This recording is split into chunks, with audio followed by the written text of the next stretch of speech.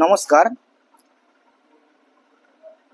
প্রশ্ন বিচিত্রা সপ্তম শ্রেণীর ভূগোল বিষয়ের প্রথম স্কুল যেটি আছে, প্রথম পর্যায়ক্রমিক পরীক্ষার বেগম রোকেয়া স্মৃতি বালিকা বিদ্যালয়ে সেই সমস্ত প্রশ্নের সমাধান আজকে আমরা করব। তো প্রথম প্রশ্ন আছে, সঠিক উত্তরটি নির্বাচন করে লিখো। অনুসুর অবস্থান ঘটে। এখানে সব অপশনগুলো দেওয়া হয়েছে। 3 জানুয়ারি, 4 জুলাই, 23 সেপ্টেম্বর, 21 মার্চ। এর মধ্যে উত্তর হবে, সঠিক উত্তর 3 জানুয়ারি। অধিবর্ষ বলে 366 দিনের বছরকে।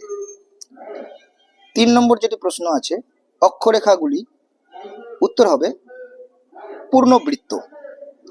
নিরক্ষরেখার মান 0 ডিগ্রি।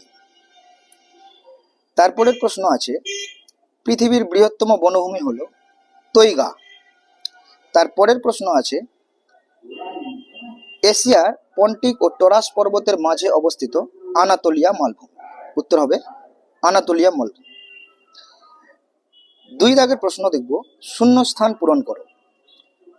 উচ্চতা বৃদ্ধির সঙ্গে বায়ুর চাপ ও উষ্ণতা দুই ড্যাশ থাকে, ড্যাশে হবে কমতে থাকে। 2 নম্বর, বায়ুর চাপ মাপার যন্ত্র হলো, ড্যাশে লিখব ব্যারোমিটার। 3 নম্বরে আছে, পৃথিবীর ছাদ হলো, ড্যাশে লিখব পামির মালভূমি। 4 নম্বর, জাপানের রাজধানীর নাম, ড্যাশ, ড্যাশে লিখব টোকিও। এরপরে 3 দাগের আছে, এগুলো 2 মার্কের সব প্রশ্নের উত্তর। 2 মার্কে 3 দাগে আছে, 1 নম্বরে, জলবিষুব কাকে বলে। এর উত্তরটা তোমরা নিজেরা স্ক্রিনে দেখতে পাবে, খুব সুন্দর করে আমি সেটাকে সুন্দরভাবে গুছিয়ে লিখে দিয়েছি। চন্দ্রমাস কাকে বলে, এই উত্তরটাও আমরা স্ক্রিনে দেখতে পাবো। দ্রাঘিমা রেখা কাকে বলে, এই উত্তরটাও তোমরা তোমাদের স্ক্রিনে দেখতে পাবে। আচ্ছা, তোমাদের 4 দাগের যে 1 নম্বর প্রশ্ন আছে, নিম্নচাপ অঞ্চলে অশান্ত আবহাওয়া দেখা যায় কেন, এটা উত্তর পাবে তোমাদের বইয়ের 35 পেজে। এই উত্তরটা এইখানে পাবে। এইখান থেকে এইটুকুটা তোমাদেরকে লিখতে হবে। পরবর্তী প্রশ্ন আছে, মধ্যরাত্রি সূর্যের দেশ কাকে বলে। এই উত্তরটা তোমরা পেয়ে যাবে 15 পাতায়, তোমাদের বইয়ের 15 পাতায় পেয়ে যাবে। এই জায়গা থেকে শুরু করে এইখান পর্যন্ত এইটুকুটা তোমাদেরকে লিখতে হবে। তারপরের প্রশ্নটা, রবিমার্ক কাকে বলে, এইটা পেয়ে যাবে তোমাদের বইয়ের 11 পেজে পেয়ে যাবে। এই উত্তরটা এইখান থেকে শুরু করে এই জায়গা পর্যন্ত লিখতে হবে। এরপরে তোমাদের 5 দাগের যে উত্তর আছে, ইয়োকোহামা শিল্পাঞ্চলের বৈশিষ্ট্য কি, এটা পেয়ে যাবে 97 পাতায়।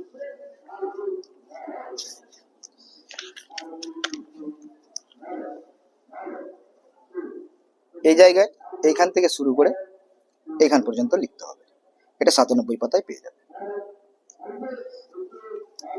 তারপরের প্রশ্নটা আছে, ইয়াংসি নদীর অববাহিকা কে চীনের শস্য ভাণ্ডার বলা হয় কেন, এটা পেয়ে যাব 95 পাতায়, 95।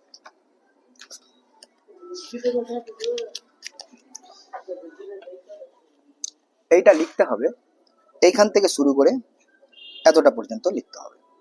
আমার উত্তরটা সুন্দর করে দাগানো আছে, তোমরা দেখতে পাচ্ছ।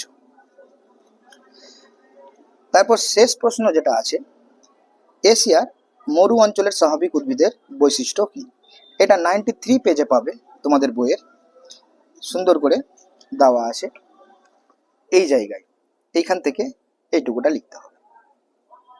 ধন্যবাদ। আমি RRH কোচিংয়ের ভূগোল বিষয়ের শিক্ষক সৌমিত্র মণ্ডল। পরবর্তী স্কুলগুলো এবং অন্যান্য 6 থেকে 10 অবধি প্রত্যেক ক্লাসে প্রত্যেক বিষয়েরই আমরা এরকমভাবে প্রশ্ন বিচিত্রার সমস্যা সমাধান করব। আমাদের সঙ্গে চ্যানেলটি সাবস্ক্রাইব করে পাশে থাকবেন।